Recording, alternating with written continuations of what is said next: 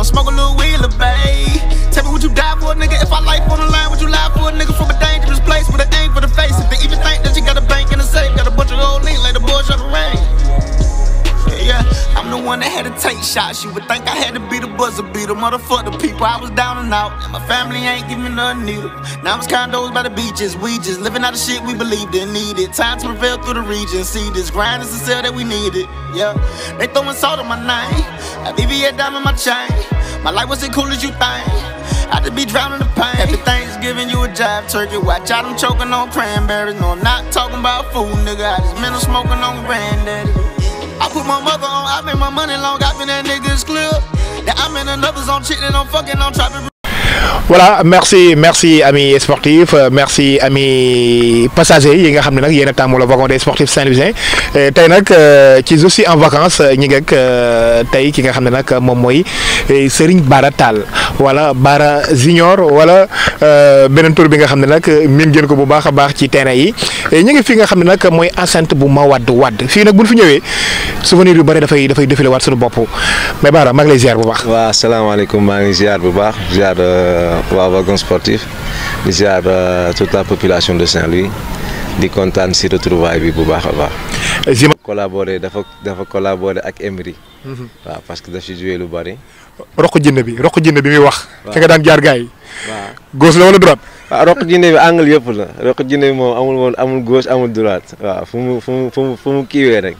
daanaka waaw après foofu lañ koy defee waaw moo ngi noonu. fii moom daanaka fii la lépp xewee parce que fii laa déclenché jeu senior parce que bi ñuy tëj stade boole di indi nawetaan bi si stade bi ñuy continuer mu nekk benn moment boo xam te ne sama ASC toogoon na presque 9 ans mënul dem final waaw saa yu ñu gagné ASC bi rek maa ngi toog si kaw di jooy boobu man xalaatuma sax dinaa jouer nawetaan ba benn année par hasard ma jugee vacances après ma ñëw ma resté noonu par hasard waaw après si laa joué ñu dajeeg demi-finale bokk jom je me rappelle waaw boobu si laa yóbbu ASC bi di nouveau final ñu dem final mu nekk souvenir bu extraordinaire maa ngi fàttaliku maa ngi wàll taxaw na le gis Emery waaw Emery mu ngi doon def kii téléchroniste kii mi ngi doon def lu mu tudd comment reportage bi si laa ni ko waa xaaral ma dugal ñëw si laa ni ko xaaral ma dugal ñëw après nag ba noonu ci laa ko tàmmee nag. non je marque la woon wala lu la déyoon la wala. waaw man moom je marque moom dama koy judduwaale c'est man la nekk c'est dans ma tête. je marque man ay téere yooyu xaw ma ko. je marque c'est dans ma tête man bii. pour man football bu amul bii bokkul même entraînement bu ñu defee entraînement foofu bii am. xam nga waaw célébration yi waa bëri na waa gis nga fas foofu laay commencé sax parce que dem na ba nii di tàmm ko. bu ma ñëwee dañ naan ma tey jubilé bi ban la. xam nga. su ko defee ma ni waa première bi jubilé bi bii la deuxième bi jubilé bii la xam nga ñu def noonu xam nga noonu la. parce que jubilé tamit man tamit ni ma ko sentir ak ambiance bi lu mu laaj noonu loolu laay indi xam nga bii ak façon xam nga jubilé dafa bëre façon. di ko ak ni ma ko sentir ak ambiance bi lu mu laaj rek loolu laay indi. ça me fait plaisir ñëw def témoignage ci Bara Tall ndax on a eu à travailler au moins pendant 2 ans. Mais au-delà de cela, j'ai eu à l'admirer quoi dans le sport. Un gosse qui était junior mais qui était très dévoué, qui avait beaucoup de qualités, beaucoup de qualités. Je crois que même il a été parmi les artisans qui ont fait que je suis venu travailler avec eux au niveau de l'EUNA. Dans le mouvement nawetaan et il me faisait vraiment plaisir tous les moments que je l'ai employé au niveau de l'équipe il me fait plaisir parce que nous entraîneurs celui qui nous fait plaisir c'est celui qui nous fait gagner et il a toujours joué de bons matchs. Je reconnais en lui un gosse brave, un gosse très travailleur. Ce matin quand je l'ai rencontré je lui disais que toi ton mental, c'est ton mental qui te fait avancer parce que tu as toujours cru que tu devais être un grand footballeur. moom gàcce ngaa la am moo tax fu ma dem rek sama xel bi du jóg ci moom parce que am na lu bari loo xam te ni daf ko def ci man muy en guise de confiance en guise de sérénité dans le terrain ak en guise de discipline dans le terrain.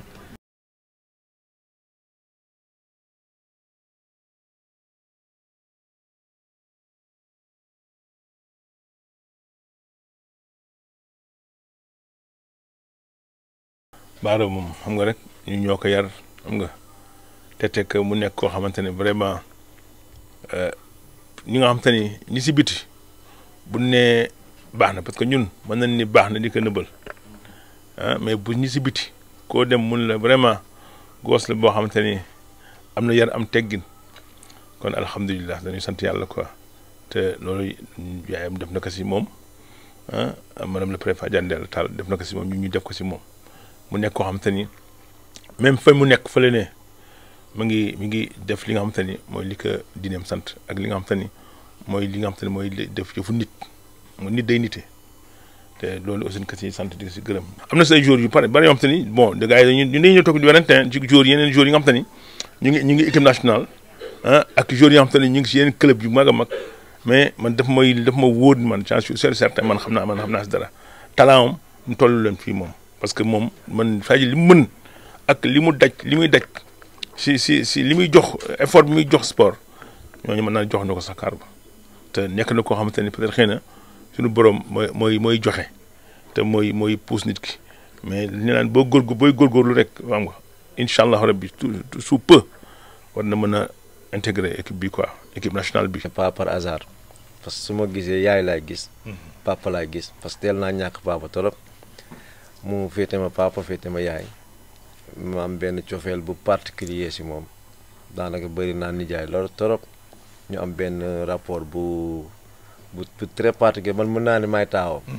waaw mën naa ne moom may taawam. bag la ñuy def retour aux sources la tey defaat sur les traces de Bara Tall à tout à l'heure.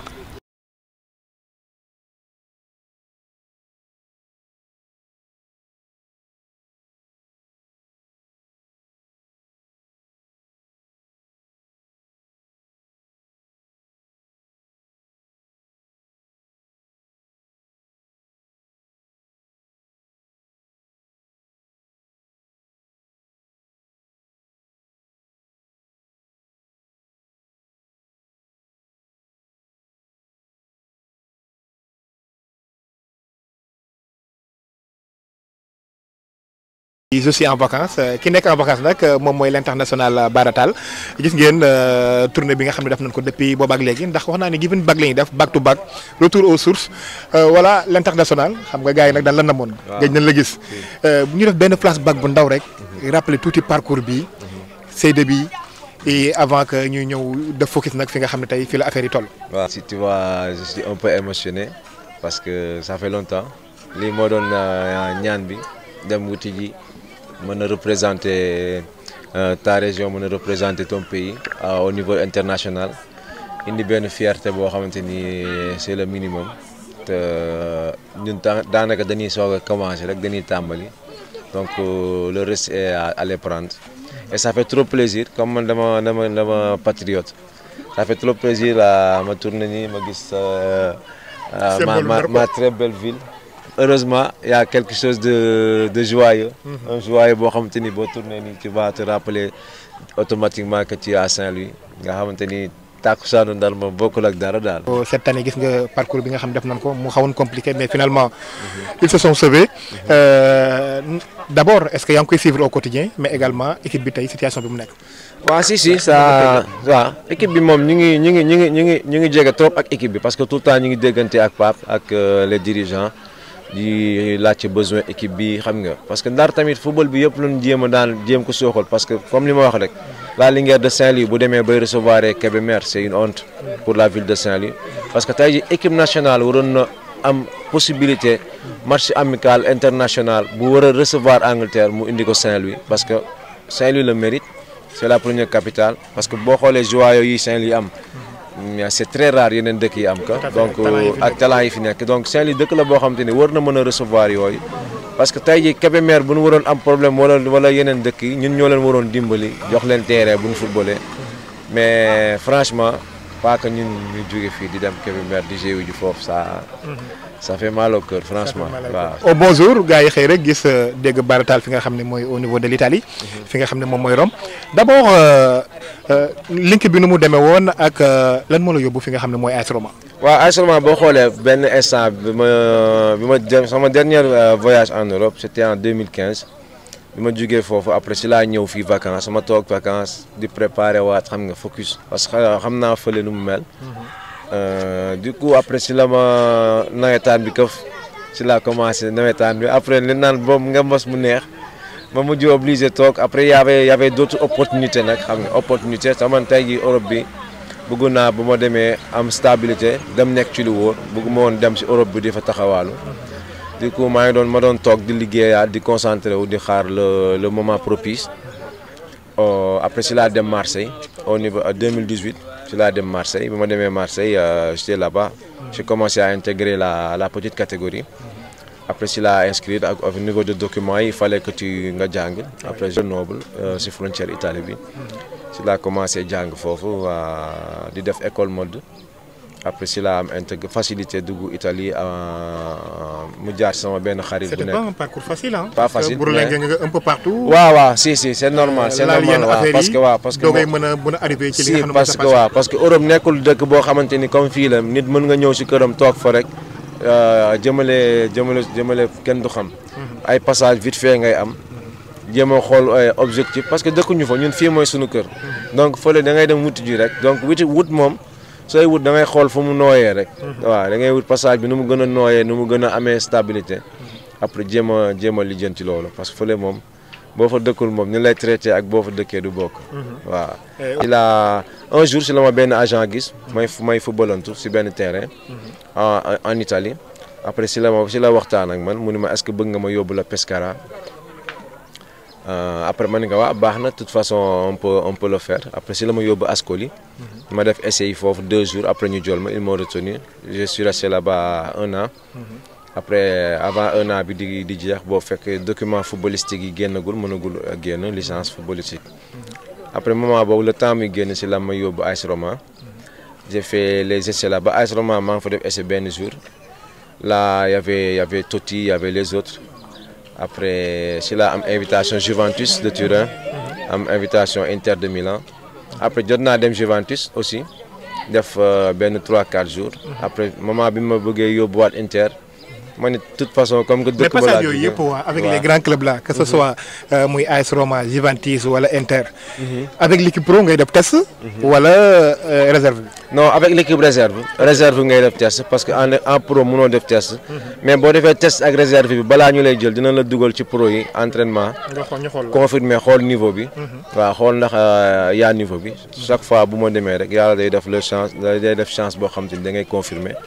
parce que jot nañ ko dund fii liggéey nañ ko gëm nañ ko am nañ mentalité bi te man dama nekk nit bu gëm sama bopp boo xam ni dara feesul sama bët amuma complexe fu ma nekk damay mën exprimer sama talent je m'impose. te déjà amoon nga benn base. avec langage beeg voilà barrière linguistique bi posé tout le problème intégration posé tout le problème.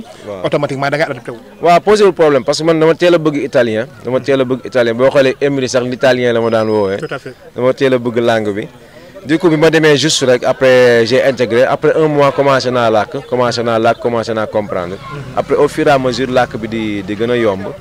intégration bi c'était pas difficile après bi ma demee surtout au niveau d'AS Roma j'ai été le chouchou j'ai été le bien-aimé alhamdulillah il y avait Kolarov il y avait Florenzi il y avait les Mkhitaryan ils m'ont beaucoup aidé Pastore. j'étais leur bien-aimé daal. nga am sens ko benn phase creuse. boo xam ne am nga ko sa carrière benn instant boo xam ne black out total. kenn déggatul baara. moment yooyu naka nga ko vivre ak ci lan nga nekkoon véritablement. waaw moment yooyu nag boo xoolee affaire problème de document la. parce que le fait que ma jóge Italie dama perdre statut bi. statut ma nekk extra communautaire. waaw ma nekk extra communautaire parce que avant Rome bi ma signé dama xaar naa benn 4 mois. pour mën a valable. exactement comme permis de travail bi. léegi bi ma génnee Italie dem Slovénie mooy li ma xamul woon mooy loolu dama ko perte. te perte boobu ma ko perte après maa ngi amaat yeneen offre en Italie. des clubs de 2e division lu mel ni Ternana lu mel ni Parma lu mel ni Spezia. maa ngi doon am mais malheureusement je pouvais pas retourner parce que j'étais pas européen. waaw j'étais pas européen. loolu moo ma gënoon sonal léegi. man moom je rêve de devenir ballon d'or bu fekkee bële mënul nekk ñu jël bu Afrique bi rek. te ku rêve devenir ballon d'or africain ça veut dire que tu rêves résoudre na lépp daal que tu seras dans une équipe boo xamante ni c'est favorable def les statistiques qu'il faut def progression qu'il faut pour mën a agsi foofu waaw loolu ça fait plaisir franchement jël naa si beaucoup de confiance de plus parce que ñooñu ñoo ma yar ci football tey jii def nañ ci lu man lu bëri ay comme grand Cheikhou grand Ndiaye Niass xam nga beaucoup d'autres d'entre eux dal lay fital dal lay waa Paf Samba les Tons Alwali xam nga ñooñu dal lay ñaax ba pare dal lay boste parce que mooy li ma wax rek footballeur fu mu am confiance rek fu mu exprimer wu fa dafay yomb te ñooñu devant eux je suis confiant donc je m'exprime je prends tout le temps du plaisir et ça fait plaisir la sélection qui est venue ici avec Ousseynou Ba on s'entend bien on s'entend tout le temps ça a fait beaucoup plaisir me rejoindre leen. Toutes les langues alors après nag ñu gis Bara tout récemment il y a de cela quelques mois nga dem fi nga xam ne moom mooy Dubaï ak équipe bi nga xam ne mooy Al Ittifaq link bi comment ça s'est passé ak nu mu demee ba nga atterrir foofu. voilà xam naa nag dina xatturo mais foog ma résumer parce que passeport bi ma ko xaaree ba mu génn parce que passeport bi li mu génn woon moo ma yóbbu sax Trefiori. si la ma directeur sportif bi woo ni ma Trefiori mën naa fa jouer en attendant là j'ai fait 15 matchs j'ai fait 7 buts loolu xaw na téye na ma maintenir na ma tuuti. parce que attaquant moom foo nekk nag di dugal. dina la xaw a relancer waat tuuti. après bu mu jeexee si laa dem Croatie. Je suis parti en Croatie. waaw def naa jot nga def benn piste bu ndaw foofu. waaw piste def naa fa benn mois def naa tourné naa daal. après nag xaar moment boobu may xaar passeport bi parce que Italie ñu ngi ma doon xaar au niveau de Benevento. ñu ngi ma doon xaar au niveau de Piacenza. ñaar équipe yooyu ñu ngi ma doon xaar tamit ak Potenza. def naa Potenza benn 15 jours. mais tu n'as jamais eu des contacts au niveau de la Serie A. Serie A si bien sûr parce que Italie dafa nekk dëkk boo xamante ni xale duñ ko jox chance. duñ jox chance xale Série A dernier contact bi ma am Empoli la woon.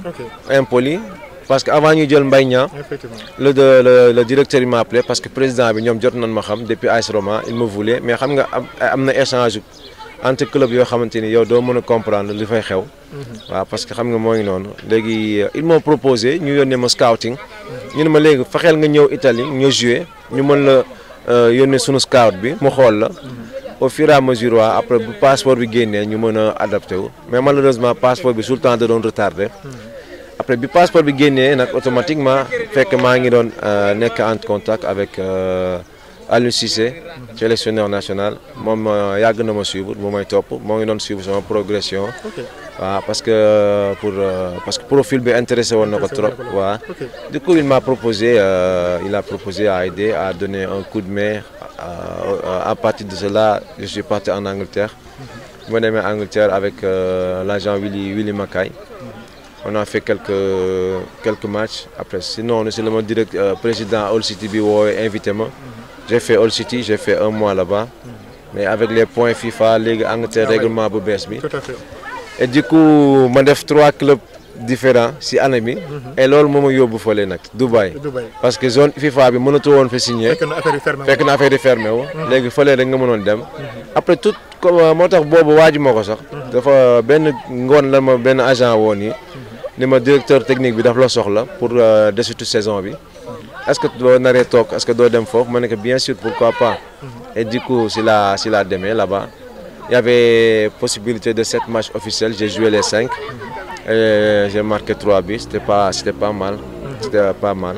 Après benn piste nga ko bëggoon def. ay Bara jox leen message bi nga xam ne mu leen koy jox mais surtout yóbbal bi nga xam ne nag moom dina leen ko baaxee surtout sa jeune frère yi. waaw di sant bu baax wagon sportif di nuyu Emery nga xamante ni il m'a toujours porté chance waaw Emery il m'a vraiment porté chance moom. loolu moom moo koy sant ci loolu bu baax. day gis boppam si yow quoi. waaw xam nga moom bitter la woon. waaw c'est ça te instinct bi moo tax chaque fois dafa mel ni moom tamit da koy sentir parce que moment bon bi dafa ma daan wax ni ma waa Aubameyang léegi nag ma ne ko léegi xaaral ma dem dugal ñëw. après automatiquement même pas 2 minutes noonu lay demee noonu la continuer di continuer mujj gi ñu naan wax sax Emery mooy téye sama xoo yi. nan la demee mais sant yàlla kontaan bu baax a baax je remercie toute la ville de Saint-Louis gis naa cofeel bi gis naa lu mu tudd jàppale bi ak soutien bi kontaan bu baax parce que man Saint-Louis rek laa am je suis très fier d'être Saint-Louisien je suis trop content d'être Saint-Louisien kontaan trop fu ma mën ci dem je représente la ville comme il faut et di kontaan bu baax di leen ñaax di ñaan yàlla may ñu gudd fan ak wér waaw yokku en plus yàlla tamit ñu may ñu mën a gën a jàppale la ville de Saint-Louis gën a renforcer les structures de santé tout ça bokk na si objectif yi tamit waaw parce que tout le temps maa ngi dégg ñu ngi bu amee dara ñu war a dem Dakar bu amee dara bëgg naa tamit lépp daal ku dara dal Saint-Louis daal nga toog Saint-Louis waaw def ko fi waaw ak képp ku am bépp soxla Saint-Louis boo war a dem Dakar mu am Saint-Louis nga mën a toog fi def ko fi au niveau de Saint-Louis. maa ngi nuyu ñëpp di sant ñëpp di leen sant aussi ci interview bi pour ñu mën a am ay kàddu yu ñu sànni ci sunu jarbaat di Bara Tall man ak yaayam ñoo bokk ndey ak baay je ne parle avant may wax ci Bara sax je parle d'abord de sa mère ci nga xamante ni moom mën naa ni yaay la yaay bi lu jur ñun xam naa ni jur rek la ko ëppalee ci ñun kon kooku la ñuy jëkkee d'abord. kon mu am ku mel ni Bara jomm ko Bara aussi bi mu ñëwee wàccul yoon wi aussi bi mu ñëwee aussi xam na ni ay nijaayam ñoo fi nekk ay tantam ay bàjjanam ñëpp bi mu nekkee Europe ak ni mu fa nekk yëpp taxul mu fàtte fii mu jóge aussi taxul mu acculturé wu taxul aussi mu fàtte gannaawam taxul aussi mu def leneen loo xamante ni wuute nag diineem ak aussi askanam ba tax na franchement li ñu gis ci moom mooy di ko gën a ñaanal yàlla suñu borom ba fi ñuy séen les grands joueurs comme Messi comme Cristiano incha allah rek ñu gis ko fa moom it aussi te xam naa ni bis bu amee Ndar dana ci gis boppam Léona dana ci gis boppam mais Sénégal aussi dana ci gis seen bopp aussi franchement on est très content on est fier de lui et que loolu aussi ñu ngi ko ci gërëm di ko sant franchement aussi loolu daal xam nañ ni mooy introduction bi ñu mën a def ci moom. li ñu ko mën a dolli rek mooy fi mu teg tànkam daal bu mu ko teggi fi mu teg tànkam nii foofu la. na gën a góorgóorlu gën a xam ni rek ni dem am na mais ñibbisi am na aussi te it gis nga li Sadio Mané def Bambali ba ñu naan Sadio Mané yàlla na ko yàlla def aussi ba mu mën ko def fii ci Léona def ko ci Saint-Louis ci kàttanu suñu borom nga xamante ni dañ koy dégg fa sori. te incha allah gëm naa ni su ko yàlla mayee loola kàttan bi xel mi ak palmarès bi gëm naa ni li ma wax ñëpp du leen fàtte te it nit ku reconnaissant la. te loolu moo xam naa ci moom loolu jarbaat la boo xamante ni daal ñu ngi koy ñaanal di ko dénk yàlla suñu borom ndax jox na cër ñëpp macha allah yéen aussi franchement ñu ngi leen di gërëm ci interview bi di rafetlu aussi seen liggéey di leen ñaanal yàlla aussi ba lii ngeen nekk muy site bi ñu dégg fu kawe ci àdduna incha allah rabbi. man nga Ndella Tall laa tudd di yaay ci Lamine Junior Tall plus connu sous le nom de Bara loolu la ko Sénégalais yi xamee woon dafa nekk xale boo xamante ni moom dafa gëm football trop depuis petite enfance ba léegi depuis bi muy def élémentaire dafa doon topp El Hadj Diouf nag moo doon idolam toujours dafa dama bëgg nekk El Hadj Diouf comme El Hadj Diouf moo nekkoon fii Ndar nekkoon joueur bu siiw bu ñëpp xam dafa daan wax comme dafa bokkoon ci meilleurs élèves yi parce que am na benn essai départemental boo xam sax moo jëloon première seen maître bi dafa daan nax naan ka doo nekk El Hadj Diouf parce que bu ñu tiiree benn El Hadj Diouf mooy génn ci Ndar mais mu gëm rek dem na ba première S mais bi ñu waxee affaire u jàng papaam toujours jàngal mais moom football la bëgg danaan daw cours sax déserté dem defi entraînement de Gaulle su ma ko yëgee dama daan mer dem naa jour sax ci bureau proviseur lycée technique jooy foofu mais proviseur bi ma yëgee lu ma wax dafa ne ma loolu moo ma gën a sax tax ma bàyyi ko après ndax dafa ne ma yow sa doom ji soo demoon stade ba seetaan ki di nga xam ni moom ne xaalisam nekkul ci njàng ci tànk yi la nekk depuis loolu nag ci laa ni kon kii naa ko bàyyi mu suivre li nga xam ne mooy passion am. mais comme ni parents yi bëri def mosoo ko santaas ni boo amul tel diplôme wala amoo tel lii du ma la bàyyi nga ci benn. non mosuma ko chantage daan naa nag sonn trop ni ko gënal jàng loo gën a poussé njàng mi mu kawe mooy gën daal ci moom ngay gën a boole ak football bi mooy gën a baax parce que boo demee ci réewu jàmm te mënoo seen làkk jàngoo làkk bi fi ko mel ne anglais nga xamante ni presque langue yi moom la ñëpp di làkk soo ko mënulee tey sa football du am sens daal du ko doon encouragé pour mu gën a jàng dem na nag ba première S parce que seconde G la doon def après mu génn foofu G bi marché wul ñu orienté waat te De Gaulle mais malheureusement defu fa lu yàgg sax commencé déserté ci la arrêté études yi complètement coow li rek xam nga comme man nekkuma fi woon maa ngi woon affectation tout le temps di bouger dama daan toog rek ay minuit ñu may woo ne ma sa doom jaa ngi toj stade beeg sa yaa ngi koy seetaan mais man bëgguma seetaan ko sax muy joué ndax gaañu yeeg yooyu man affaire sport moom muy làmb muy football mënuma seetaan benn parce que dama ragal violence tout le temps ak ni ñu koy pàdde muy daanu yooyu daf may xaw a choqué moo tax duma ko seetaan. ba léegi nii. man la Marème Tall di rakku yaayam yar ma man tamit daanaka moom mii samay loxo la yaroo ndax si man la nekkoon kon lu ma wax si moom rek defe naa dama yore njàpp nii duma wax loo nga xamante ni lu dul dëgg wala lu neex nit wala mu toog ma koy neexal ndax jullit du fen te man duma fen lépp lu ma fi wax rek dëgg la kaabatalaay moom mii xanaa damay wax ci lu gàtt rek xam naa ne moom mii xale bu baax la xale bu yor la bu ma déggal ndaxte dama ñëw deg samay laytaayu doom noonu dugal ci biir paan bi toog di nàmpal sama doom noonu may nàmpalee sama doom noonu ma naan maa ngi xult naan ay waay gaawal ma ne damay dem bàcc gaaw nakate li may wax yépp moom dem na ba bàcc laytaay imagine ay laytaayu xale ni mu mel boobu couche à jeter am woon mu bàcc ko ba mu set man yëguma lu xew dama génn rek imagine laytaayu xale ni mu mel man loolu ku ma ko waxoon duma ko gëm dama génn rek gis liñ gi weextaal sama rongoñ dafa sotteeku man ka ni nga ma bette yàlla dina la ko bette. Le Mariane Tall, ma sœur Bara, donc je peux dire que c'est mon frère jumeau parce que man rek moom ñoo yarandoo donc on a tout fait ensemble man moom rek laa amoon comme xarit donc voilà. du sama rakk de sama doom la sama jabar ak yaayam ñoo bokk ndey ak baay waaye yaayam bi mu demee Thiès man la ko dénk man mii la ko dénk ak Marème mu nekk doo dégg rek Bara damay ubbi day tëdd suy génn damay tijji mu tëdd ma def comme sama doom damay tëj bunt bi ñu la def sama néeg nekk nii ma ni tëj mu tijji tëj dama naa wax sama soxna ni ko day entraîné defaral ko couchant. asalaamaaleykum mbokki wagon sportif maa ngi leen di nuyu yéen ñëpp képp ki nga xamante ni yaa ngi seetaan wagon des sportifs de Saint-Louis di si jiital Moussa Emre ak équipe technique bi muy àndal yëpp donc man moom li may wax ci Bara Tall je peux dire mooy man quoi je peux dire man ndax jour bi ma koy jàpp moo ni ma man bu ma taxawee ci seetu dama lay gis donc loolu bu la ko nit confier donc kon mooy yaay moom quoi. def na damay wax sax sànq rek maa koy wax sama sœur bi di kii ma ne ko man yàlla moo ma yaral moom fu ñu mënti nekk rek sama xel day dal parce que du ñu dugg dara ci loo xamante ni neexul yàlla moom passion yëpp alxuraan la jàng alxuraan julli demul fenn bi mu demee Europe ba léegi gisuma mosuma gis sax mu dugg ay boîte de nuit wala muy génn guddi donc loolu moom yàlla defal na ma ko sama njaboot dama koy sant yàlla bu baax donc li ma koy dool rek mooy fi mu teg tànkam rek foofu la mu gën a continuer te gën a am jom rek. liñ ko mën a dolli rek mooy fi mu teg tànkam daal bu mu ko teggi fi mu teg tànkam nii foofu la na gën a góorgóorlu gën a xam ni rek ni dem am na mais ñibbisi am na aussi.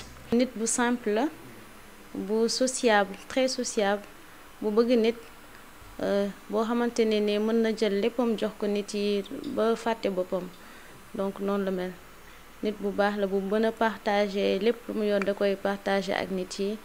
moo tax tout le temps dama koy xalaatal parce que voilà moom day def ba fàtte boppam moo tax toujours damay ñëwaat recadré waat ko donc xaw a kii waat tuuti. donte mën na niw sax maay bras droit am la ma def donte loolu charge la et kum ci mënti doon muy man muy sama moroom muy nit ki jël kóoluteem ba jox la ngal la xam nga amal noo doxalee ak moom man duma ko remercier.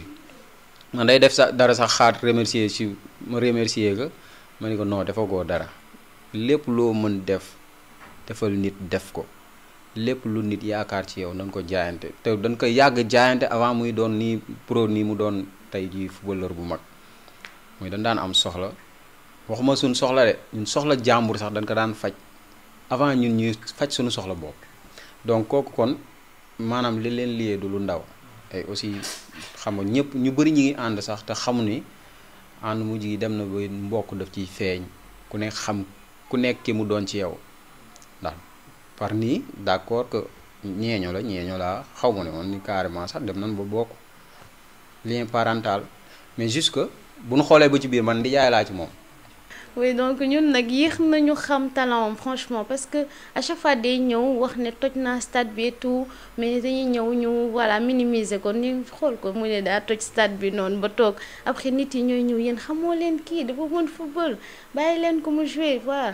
moo tax match yi sax man daaw ma dem parce que man je suis un peu trop réservé donc du ma dem ay stade et tout mais ci fin bi ci final bi noonu bu ñuy dem ay final affaire yooyu noonu ci laa doon dem xam nga au moins xaw ko réconforter tout dem kii ko noonu supporter ko tout dem seetaan affaire yooyu noonu mais macha allah bu demee de voilà ñëpp dañuy nekk di wax. xam naa ko man je le sais mais war forom kii Ismaïla Sarr dàq ko football booy témoin nañ ko ay gaayanam wër na sëñ Fall man seetaan naa ko ay sellam benn yoon parce que dama daan seetaan nawetaan dem si nawetaan fu ne dugg naa fi national nawetaan national de kii benn yoon laa ko seetaan daan dana lekk xaalis football waaye cat baaxul yàlla na yàlla musal saytaane mais dina baax man dina baax fu ma safree dina baax.